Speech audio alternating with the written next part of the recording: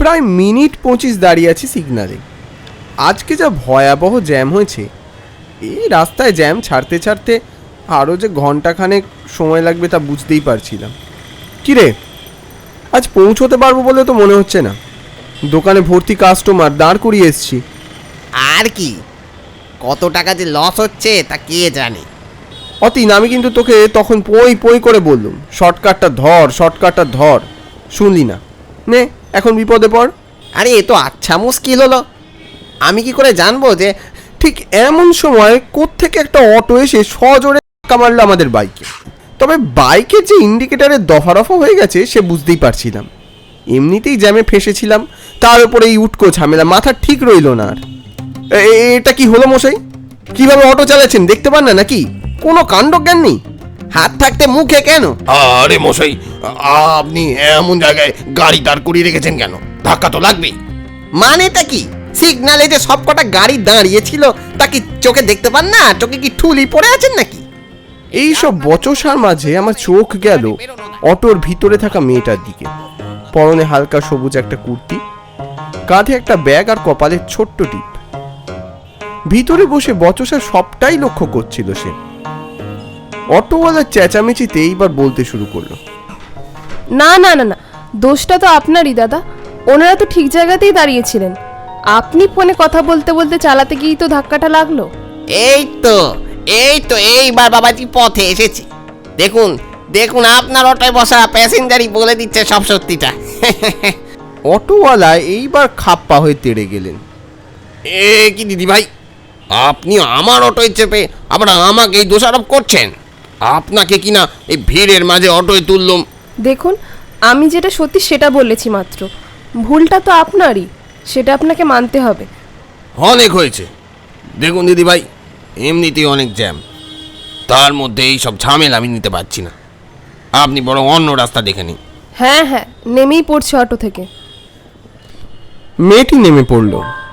ওদিকে অটোওয়ালা বিড়বিড় করতে করতে অন্য গাড়ির মধ্যে কোথায় যেন মিশে গেল। তারপর দেখলুম মেয়েটি রাগের মাথায় নেমে বাস স্ট্যান্ডের বেঞ্চে গিয়ে বসল। আমি আর অতীন মুখ চাওয়াচাই করলাম। ইস, মেয়েটা আমাদের হয়ে কথা বলতে গেল, তারপর অটোটা খোয়ালো। কে জানে, হয়তো কোনো কাজে যাচ্ছিল। আর কি, আজকাল উচিত কথার কোনো মূল্য নেই। তুই বরং একটা কাজ করতে পারিস। আমি আবার কি করব? এই যে ওই মেয়েটি আমাদের জন্যই তো বিপদে পড়লো নাকি? হ্যাঁ, এবার তুই ওর দায়িত্ব নে, মানে ওকে ওর গন্তব্যে পৌঁছে দে। কখন বাস আসবে তার তো ঠিক নেই। কি বলতে চাইছিস কি? দেখ বস, এ সুযোগ যদি আবার থাকতো না, আমি এটা কোনো মতেই হাতছাড়া করতাম না। সব ঠিক আছে, কিন্তু তুই কিভাবে যাবি? আরে আমার কথা ভাবতে হবে না গুরু, এই দুপা হাঁটলে আমি বাস পেয়ে যাব। অতীন গটগট করে চলে গেল। মেয়েটা তখনও বাস স্ট্যান্ডে দাঁড়িয়ে বারবার ঘড়ি দেখছে। নিজের অজান্তেই বুকটা ঢিপ ঢিপ করতে শুরু করলো। হঠাৎই একটা বাস কোত্থেকে এসে হাজির হলো, আর অমনি আমার বলার কিছু আগেই মেয়েটা হাত দেখিয়ে উঠে পড়লো সেই বাসটায়। আমি শুধু দেখতে পেলাম ওই হাওয়া এলোমেলো হয়ে যাওয়া একরাশ চুল আর ওর ওই গোলাপি ওড়নাটা। মনটা খারাপ হয়ে গেল।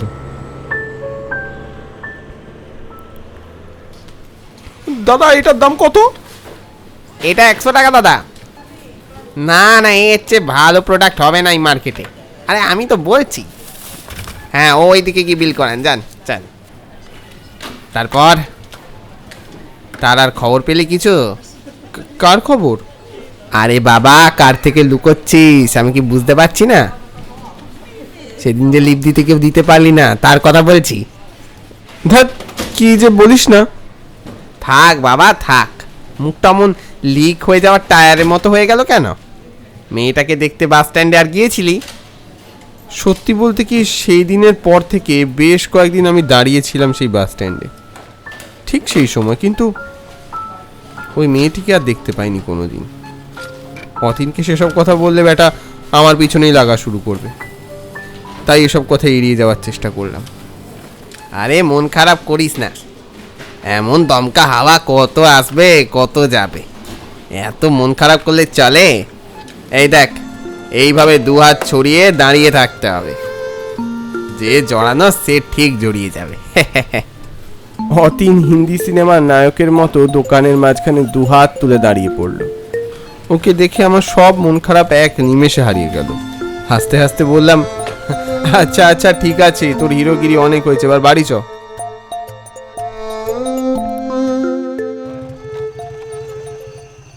দু একদিন বাদে রাতে দোকান বন্ধ করে আমি বাড়ির দিকে রওনা দিচ্ছিলাম। বাস স্ট্যান্ডের কাছে গিয়ে অবাক হলাম। আমার জন্য যে এত বড় চমক অপেক্ষা করছিল আমি ভাবতেই পারিনি। দেখলাম সেই মেয়েটি দাঁড়িয়ে আছে একা। অত রাতে একটা পলাশ রঙের শাড়ি আর লম্বা বিনুনি, কপালে ছোট্ট একটা টিপ, কি অপূর্ব দেখতে লাগছিল। সেদিন ভালো করে দেখিনি, আজ বাস স্ট্যান্ডের নিভু নিভু আলোয় সে মেয়েটিকে লক্ষ্য করলাম। সম্ভবত বাস মিস করেছে, একবার যাই। চিনতে পারছেন? আপনি? আমাকে চিনতে পারলেন না? সেদিনের সেই সিগন্যালে দাঁড়ানো অটোটা। ও হ্যাঁ, মনে পড়েছে। তা আজকে হঠাৎ কিছু বলবেন? না মানে সেদিন তো আসলে ধন্যবাদটা দেওয়া হয়নি, আর এত রাতে আপনি এখানে দাঁড়িয়ে আছেন একা, তাই। মা, ধন্যবাদ জানানোর কি আছে? আসলে অফিস থেকে বেরোতে অনেকটাই রাত হয়ে গেল, আর এখানে এসে শুনলাম বাস ধর্মঘট ডেকেছে, একটাও গাড়ি পাচ্ছি না। হ্যাঁ সে তো বটেই। তা আপনি কোথায় যাবেন বলুন না, আমি না হয় আপনাকে পৌঁছে দিচ্ছি। না না, আপনি কেন আবার এত রাতে পৌঁছে দিতে যাবেন? না না, সে বললে কি হয়, আপনি একা দাঁড়িয়ে আছেন, তারপর আবার এদিকে রাস্তাটা ভালো নয়। আচ্ছা বেশ, আমাকে ওই চাঁতরার মোড়ে নামিয়ে দিলেই হবে। লুকিং গ্লাসে দেখতে পাচ্ছিলাম এক হাত দিয়ে ওর এলোমেলো চুল ঠিক করতে করতে এগিয়ে আসছে। আমার বুকের ধুকপুকানিটা বেড়ে গেল, হাতটা কেমন কাঁপছে। কি হলো, চলুন। আমি বাইকে স্টার্ট দিলাম। এই প্রথম এই বাইকে কোনো মেয়ে বসছে, সেও আমার পছন্দের একজন। আমার যে আনন্দ আজ সীমাহীন। দেখছেন, আমরা এখনো দুজনের নামই জানি না। বাই দ্য ওয়ে, আমি শ্রীপর্ণা, আপনি? আর আমি অর্পণ, অর্পণ সেন। ও আচ্ছা, আপনার কি ওই দিকেই বাড়ি? না না সেটা নয়, আমার ওই বটতলার মোড়ের কাছে একটা চশমার দোকান আছে। মা, তাহলে শুধু শুধু চাঁতরার দিকে যাচ্ছেন কেন? মনে মনে ভাবলাম, ও তো আর জানে না এ আমার কত বড় সৌভাগ্য। মুখে বললাম, না না তা কেন। কথা বলতে বলতেই বাইকটা অদ্ভুত শব্দ করতে শুরু করলো। আমি মনে মনে প্রমাদ গুনলাম। আমার বাইকটা মাঝে মাঝে শব্দ করে বন্ধ হয়ে যাচ্ছিল কদিন ধরেই। এই বিপদ আবার শুরু হলো নাকি? এমন সময় বাইকটা বিগড়লে আমার মান সম্মানের একদম কিচ্ছু থাকবে না। প্লিজ প্লিজ আজকের জন্য মানটা রাখ, বন্ধ হয়ে যাস না প্লিজ। কিন্তু আমার কথা থোড়াই কেয়ার করলো। বাইকটা জবাব দিয়ে দাঁড়িয়ে পড়লো। আমি দু একবার স্টার্ট দিতে গিয়েও হতাশ হয়ে তাকিয়ে রইলাম আমার বাহনটার দিকে। এই যা, কি হলো? বুঝতে পারছি না, মনে হচ্ছে ইঞ্জিনে কোনো গোলমাল হয়েছে। এ বাবা, এখন কি হবে? এখন তো কোনো গ্যারেজও খোলা পাবেন না। এ হে হে, আমি না খুবই দুঃখিত, এমনিতেই দেরি হয়ে যাচ্ছে আপনার, আর আমি আপনাকে বিপদে ফেললাম। না না, কোনো ব্যাপার না। পিছনে মনে হয় একটা বাস আসছে। ও বাস আসছে?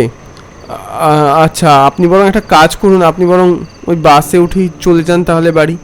কি করব বলুন, যা বুঝতে পারছি এ বাইক এখন চলবে না। আর আপনি কি করবেন তাহলে? আমি আর কি করব, দেখি এটাকে হাঁটিয়ে হাঁটিয়ে কতদূর নিয়ে যেতে পারি। শ্রীপর্ণা বাসে উঠে গেল। আমি আমার খারাপ বাহনটিকে নিয়ে দাঁড়িয়ে রইলাম একা। ফুরফুরে মনটা মুহূর্তেই খারাপ হয়ে গেল। আবার ভীষণ রাগ হলো বাইকটার উপর। হঠাৎই খেয়াল হলো বাইকের সিটের ওপর কি যেন একটা জল করছে।